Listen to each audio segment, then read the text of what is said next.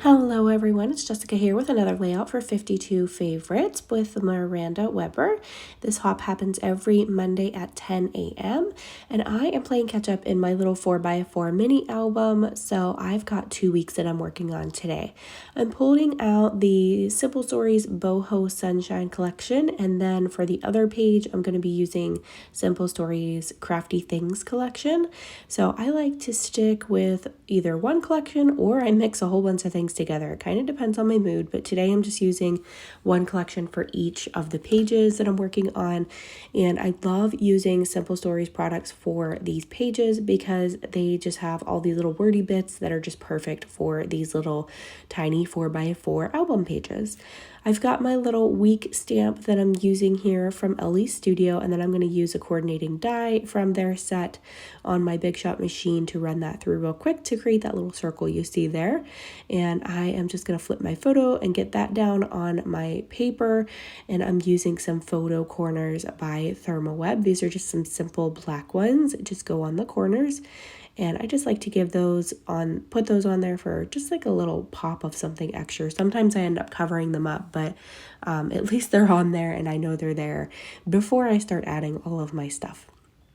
I've got some puffy stickers here, and I grabbed the sticker sheet and the sticker book. So let's see what I can add today. I love this little Hello Sunshine, but I wasn't sure where exactly I wanted to place it.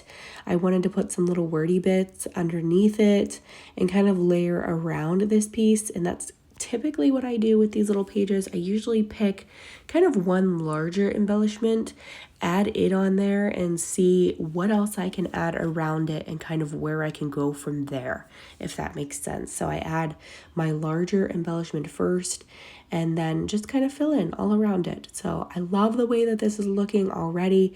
I'm using these little word phrases, and I am looking through this here to see if I want to add this little piece, but I ended up just kind of laying it on to the side for now. I was looking for a little flower for at the bottom, and then I just decided on using that one, and then I put that one up there. So I'm just using a few wordy pieces today, and I decided I just want to use some flowers. So my son here was holding some little flowers that he picked from our field at our farm. So I just wanted to put some flowers on here and make this a really super simple layout today. This is from week 22 in the year of 2022. I'm trying to get all of these albums finished up, and I have this one that I'm working on, and then I have another mini 4x4 pregnancy album from my last pregnancy, and then I also have a Rolodex project that I'm working on too. I think that's 2023. So I would like to get these little books finished up and then start working on those again. So for this one, I'm just going to add a couple more flowers. You see I've added that adhesive brad there. I don't like to add too many puffy things or dimensional items that are super thick in here because these pages are really small. So it's hard to add super thick items.